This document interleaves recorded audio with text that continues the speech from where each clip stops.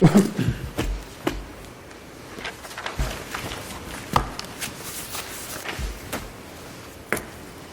morning, Your Honors. May it please the Court, Harvey Sepler on behalf of Ms. Sanchez. Your Honors, there's one issue before you this morning, and that is where the state fails to prove that the signature on a power of attorney is forged, where it fails to prove that whether the instrument is notarized or it isn't, whether it's presented or it's not, whether it's honored or it's not. The question is where the state fails to prove that the signature on the power of attorney is forged, can the defendant be convicted of uttering a forged instrument? And by the way, there's a secondary part to that, and that is if the state fails to prove that the document was forged, is there a presumption that the document accurately reflects the bondholder, in this case, his desire to transfer the money? And if that's the case, then the theft conviction would fall. We believe that there was no evidence whatsoever showing that the signature on the power of attorney, and again, the question is the signature. It's not the notarization. It's the signature. And since there is no evidence to show that why do we only concentrate on the signature? Don't we also look at the power of attorney itself to determine whether or not it was an authentic document, regardless of the signature? No, Why we do not? not.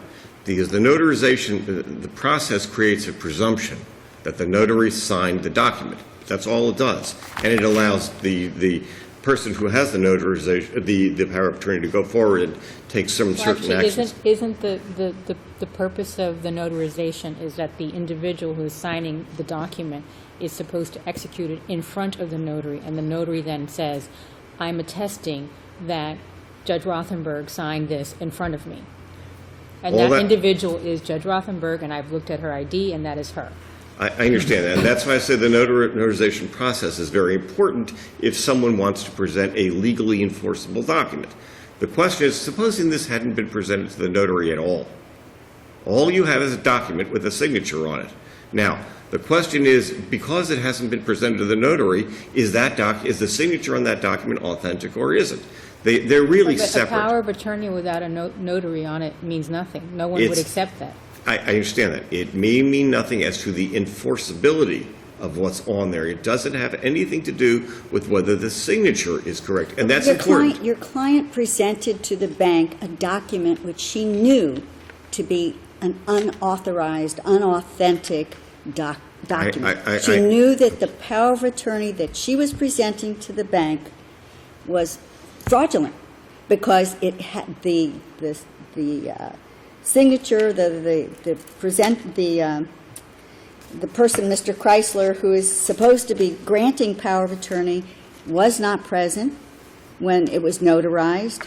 In fact, at least one of the witnesses who allegedly witnessed it was not present when it was notarized, and therefore, when she presented it to the bank as an authorized, authentic power of attorney, she knew that to be false. Correct? Not. She knew it to be false because she's there at the notary's house or wherever this was, and Mr. Chrysler had allegedly already signed it. He was clearly not present, and at least one witness was clearly not present. So she knew it was false. Let me respond to it. It's very important. I think really this is the crux of the case. The crux of the case is it's not whether the document is legally enforceable. The crux of the case, given the charges that were rendered, is whether the signature was forged. That's the bottom line here. But that's not the allegation. That's not what the statute, that's not all that the statute permits to be proven, yes? The statute says that somebody presents a document knowing that it's forged. It's not forged or false, forged or altered. That's right, but it's not. Whoa. There's a difference, is there not, between false, forged, or altered? Would you say there is a difference? For this purpose, no, and I'll tell you why. And I think this is absolutely critical that we make a distinction that we're talking about uttering a forged document, not uttering an unenforceable document. There's a complete difference. The state has taken the position that since the document is not legally enforceable to take certain actions from it, that creates a presumption that the signature is fraudulent. That is not what the statute says. The statute says forged, and if I may just draw your attention, because I think, again, Where does the statute say forged? Because you seem Document- to imply that it means forged and forged alone. If you like, I can pull the statute for you. Are we talking about 831? 831.02, Whoever utters and publishes as true, whoever utters and publishes as true a false, forged, or altered record, etc., or other writing, knowing the same to be false, altered, forged, or counterfeited. So it's not simply forged, and it's not simply the signature, even in this case. Our position, Judge Emis, is if the statute said an unenforceable document, then I think we're all on the same page. If the document says sworn to and subscribed before me this blank date of blank, and the notary signs that, Okay. and in fact it was not sworn to or signed before the notary this blank day of blank, is that a false document? No. It's not. The action would be against the notary for notarizing something. It's not a when the false person- document. Let me take you back. I think this might No, help. a no, little. I want to know. You do Is not it not agree a that false that's a document? false document. Okay. I didn't ask if it's forged. I asked, do you think that that is a false document? I don't think so, no. Okay. What might help is when the court takes a look at the Ginn case, the Lynn case. The Lynn is actually an earlier case. Both cases come out of the second district, and they deal specifically with the question that you're asking. Does there have to be a proof of actual knowledge, or is proof of constructive knowledge She sufficient? has actual knowledge that this document is false. She has actual knowledge because at the time that she's present, when it's presented to the notary, she knows that Mr. Chrysler is not present. So she knows when the notary is notarizing that he is present, that that's false. She also knows that when it's signed by two witnesses and there is at most one witness present, and she's there, Right. she knows that at least the second witness never was before the notary witnessing that document. So she knows at least two things about this document is false.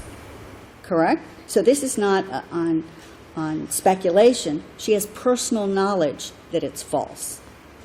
I would suggest to you that the statute is intended to go to the signature on the document. It is not intended to go to the process by which the document is made to be enforceable or not enforceable. But you can have, for example, let's assume, I know this is not the facts of the case, but let's assume Chrysler actually signed the document, okay? And he signed it, and all he wanted a power of attorney was to cash was $10,000. And it was then altered, because then that would matter. If it was altered then to reflect, instead of $10,000, it would be $110,000. Would you agree then at that point that that would be a false document? That's changing the term. I'm not sure, honestly. I understand that this is consistent with the other questions that you all have asked.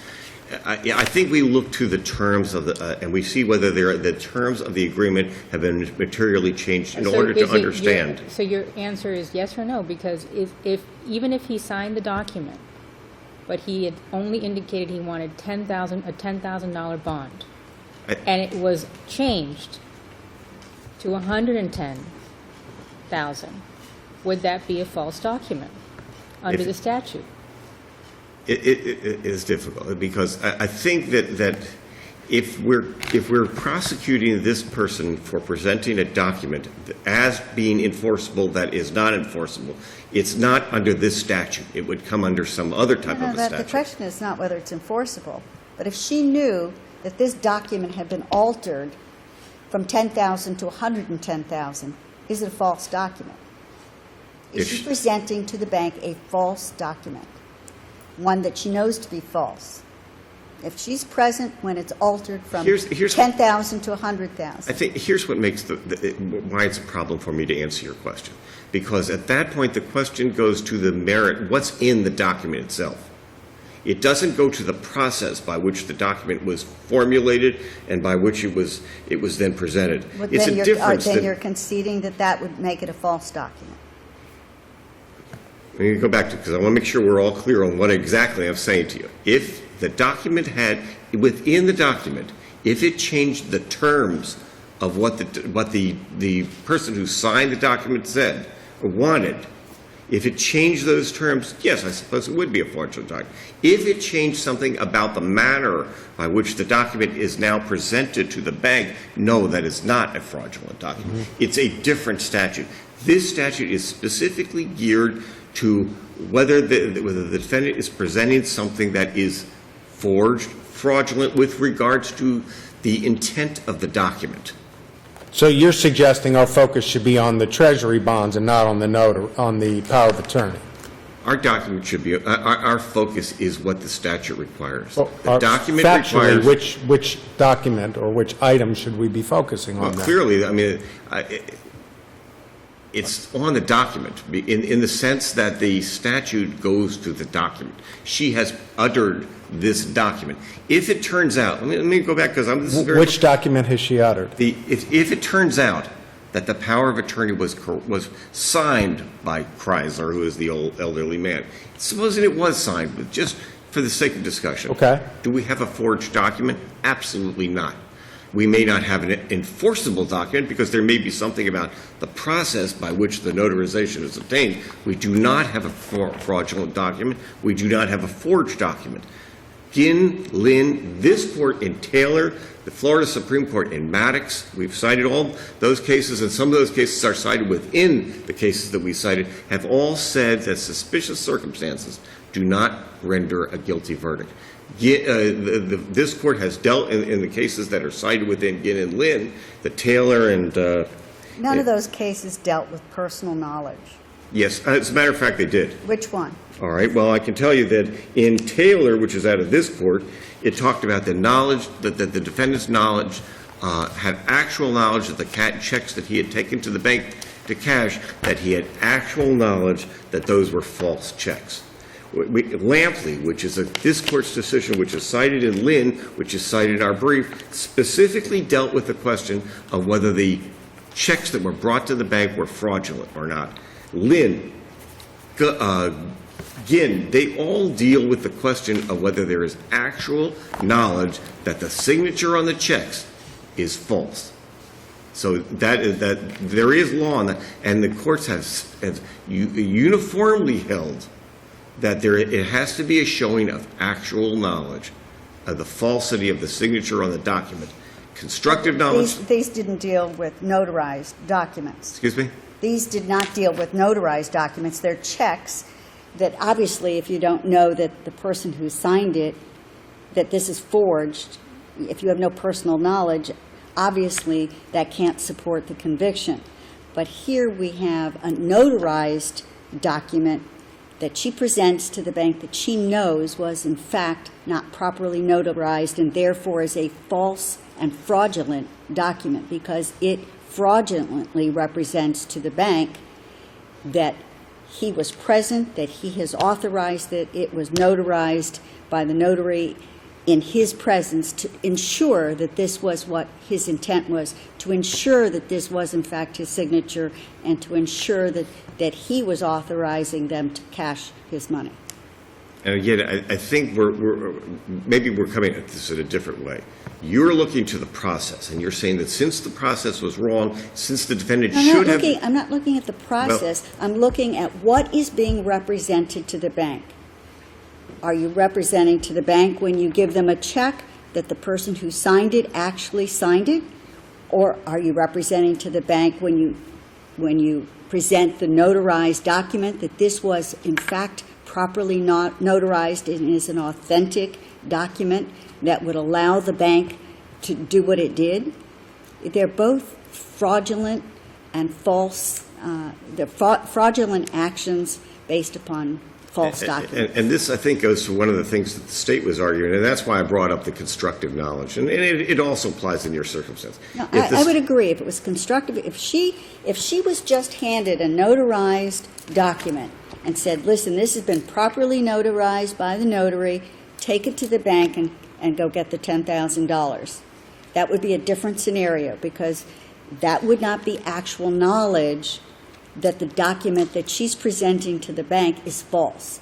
But that's not what we have in this case. She's present when it's notarized. She knows that this is a false document when she presents it to the bank. It's not a constructive knowledge case. Again, and I understand that we are dealing with somewhat of a sophisticated individual here, given her professional activities, but if the state had presented evidence, if the state had presented evidence to show that in powers of attorneys, this is what you need to have. Make sure that you have the person there. But they didn't. They didn't. And we have to look at the law as it is. And in this regard, the state didn't put on any evidence to show anything about what was presented to the notary in any way being false, fraudulent, forged, nothing of that. There is a distinction, and I do believe that there is a distinction between the process of the notarization and what it actually means and what is presented to the notary and then there's presented to the bank. So with that, let me rest on our briefs and speak to you at rebuttal. Thank you. Thank you. May it please the Court, Linda Katz of the Attorney General's Office, here on behalf of the state of Florida. I'd like to go to the case of Jin and Lin, which are both out of the second DCA, and distinguish them from the subject case. Aside from the fact that they involved checks, they involved a defendant who had a reasonable hypothesis of innocence, and the state, in those cases, was not able to produce any evidence that was inconsistent with that reasonable hypothesis. The state maintains, number one, under no circumstances is the hypothesis of innocence presented by this defendant reasonable. In Lin, we have a person who was handed a check in the amount of $376 for car maintenance. Lin had a witness testify, being his mother, yes, I saw my son receive this check for the car maintenance, and the state couldn't say anything otherwise. And it was a check for $378, which seems reasonable for car maintenance. In Jin, we have a roommate who owed $800 a month, and Jin, the defendant, said the roommate was behind in his payments, several months, was out of town, called him and said, go take these traveler's checks that are in an envelope and pay my arrears and rent. That's all reasonable, and there was nothing offered inconsistent with that reasonable hypothesis.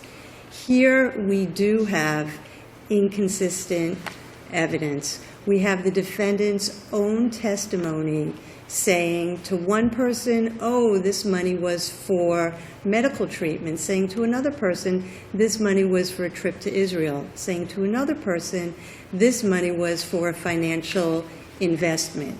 We also have the defendant saying, I met this anonymous person, Ralph, at a religious function, and then we have her testifying, no, I actually met him right on the beach, but, I thought that would sound silly.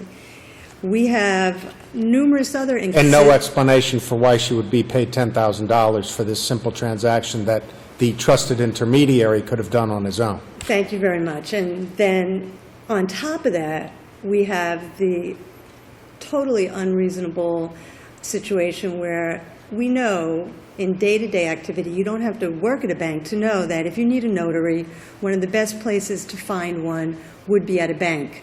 But she knew if she went to a bank, everything would be clearly apparent that this is not a transaction that's above board. Another thing that never came up, Seymour had his own bonds in this lumped together in this transaction. There was never a power of attorney as to Seymour, only as to Alfred Chrysler, Seymour's brother. There is And she was an experienced banker. Right. Did she work And would have someone, lawyers and attorneys and anyone who can conduct this transaction as opposed to a total stranger. Had the defendant worked at the specific bank that she went to? Not that branch.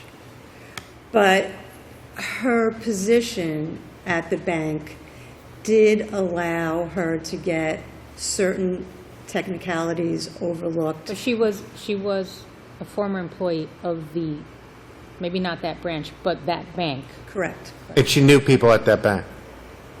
I am not sure if the people knew of her as an employee or knew her personally. But either way, they Her- knew. yes. And so Her perhaps she came association in with was some known. credibility. Exactly. So to say that the hypothesis was reasonable is quite a stretch, but even if we assume it was, this case is distinguishable because we do have inconsistent testimony to therefore refute the hypothesis. And when you get to intent, case after case after case says. It's an issue for the jury. Right. It's not proved by direct evidence. It's proved by circumstantial evidence. And at that point, it's for the jury. So clearly, the court's aware of the many problems with the actual execution of this power of attorney. And it seems to be an exercise in semantics as to the signature versus the process, or the whether it was fraudulent versus forged, but as Judge Emis read directly from the statute that governs power of attorney. But that governs his power- argument is the instrument we're talking about is the bond, and it's simply another document that is or may be false, and that is simply the process by which the bonds are cashed. And if the bonds are not uttered in a false or fraudulent or altered or counterfeited manner, then the notary document is really irrelevant. Well, I don't see the logic to that, because there is no way that these bonds could ever be negotiated by anyone other than the owner, unless it's facilitated by an instrument such as a power of attorney. So everything leads us back to this power of attorney. And when we look at the power of attorney, it's clear that it is not valid, and it's also clear that this defendant knew so, and in fact was the one who facilitated its execution in that manner. And the statute regarding uttering a forged instrument clearly makes it altered, falsified, not just fraud, that is a crime. And the power of attorney would be included within those instruments Yes, under the because statute. absolutely, because it facilitated the ultimate theft of the bonds. They go in tandem. In fact, it's a prerequisite. There was no way they It could have takes the place of the actually. individual being there in person. But for that power, the individual himself would have had to go to the bank to sign and cash those. Correct. And one more thing I think that's very salient is the fact that the owner, Chrysler, and Seymour were both incapacitated, legally deemed to be incompetent, at the time the power of attorney was in fact executed. The power of attorney was executed in December of 2008. But there's no evidence in the record that she would know that. So that, that. But in terms of the legal possibility that this could ever effectuate the transaction, I mean, they didn't even have, did they have the capacity at that point to even execute any legal documents after they well, were? the guardianship appears to have Was removed. it a limited guardianship? Excuse me? Was it a limited guardianship? I do not know the full extent of it, or if the record even provides testimony. Terry Abrams, the guardian, did testify, but I think there was testimony, and I know there was a citation in my brief under issue 1 as to her testimony that they were not able to transfer money at the time the power of attorney was allegedly executed. The scope of the entire guardianship I'm not aware of, and I don't believe it's in the record. However, if the court has no further questions, the state would maintain that both counts should be affirmed. Thank you. Thank you. All right, very briefly. First of 1 all, minute. thank you. I'll try to be brief. And with reasonable, this isn't the question in this case. If it was, we would refer you to the Benitez case, which is out of this court, that said that merely saying, I believe that the signature was correct, is a reasonable hypothesis of innocence. The statute, Judge Amers, I looked at the statute, it mentions several different things, true, false, forged, or altered. All of these things go to the merits of the document itself, not to the process of authentication. It's not even authentication of notarizing it. This is not to the process of it. This isn't a question as to whether the document is valid and enforceable or it isn't. It goes to when I present something to you, I am verifying that the contents of what I'm presenting to you are not fraudulent, they're not forged, they're not inaccurate. Now, the process, it's kind of rather like the mistake of law and mistake of fact. I am not representing to you that what I'm giving to you is legally enforceable. The notary has said that. I'm not doing. What I'm presenting what this statute goes to is that the merits, and Judge Logoa, you asked about changing the terms as did Judge Rothenberg.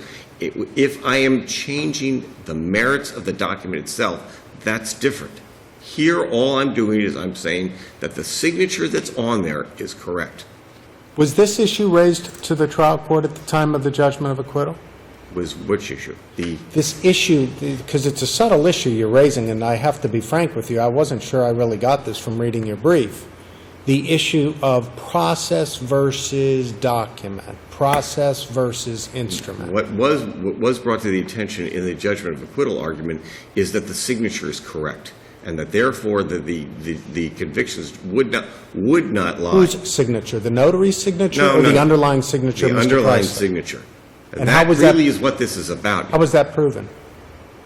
It wasn't proven. That's the problem. Saying it wasn't You mean proven its that was falsity incorrect. was not proven? Not correct. Oh, I If thought the you state said had it was presen- correct. If the state had presented an expert. But didn't they, but they testified, I mean, not they, the daughter of Mr. Chrysler and the niece of the uncle. Right. Testified that there was a guardianship in place because they realized that they hadn't paid their real estate taxes and their property taxes, and as a result, they decided to proceed with the guardianship so that they could, be taken care of until they passed away. And so she testified that there was a guardianship in place at that time, so they didn't have the ability to execute any power of attorney. So even if, assuming it's true that it's his signature, it's not valid. Again, it wasn't presented in that way. There was a guardianship, but my understanding of the guardianship was because there were all these bonds laying around, and we want to kind of get a handle on what's here.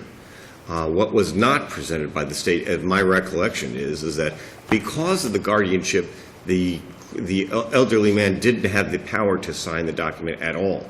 That, as I recall, was not the state's argument. The state's argument was actually rather interesting, because the argument, nowhere in here was there ever a handwriting expert that compared this elderly man's signature at one time with what's on that was never there. The state never really challenged, other than a circumstantial type of argument, that this was an authentic signature. Whether that it's his signature or not, I don't know why you're placing so much importance on his signature. He could have signed it 10 years earlier.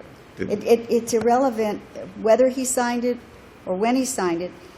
It's when it's presented to the bank that your client has the authorization by him to cash it in his behalf, which is the fraud, which is the false statement by her. She's saying, I have the authority by him to cash this. And proof of that is this power of attorney, which she presents, which she knows to be false. And let me respond to you this way, and I appreciate you all letting me talk a little over the time. If the defendant didn't know that there was a guardian in place, if the defendant had no way of knowing... He could have signed it. This could be his legitimate signature, but that he never authorized her to cash it. He signed it because he intended for somebody he trusted to cash it, who wasn't going to keep $10,000 of the $140,000. Could be any scenario. It's her conduct in cashing something that she was not authorized by him to cash, by this power of attorney that she knew to be false. All I can do is take you back to the law. The law is that she had to have known that this signature was false. If she doesn't know, even suggesting that there was a guardian... I understand the argument. Would you agree that when she presented the power to the bank employee, she knew it was not a duly notarized power. And by duly, I mean lawfully notarized power. I would be, first of all, I would be in a better position to be able to concede anything like that if I knew what her training was with regards to powers of attorney. And here's why I say that. When it came time for her to actually get this process going, she called another bank employee, and she said, how do I do this?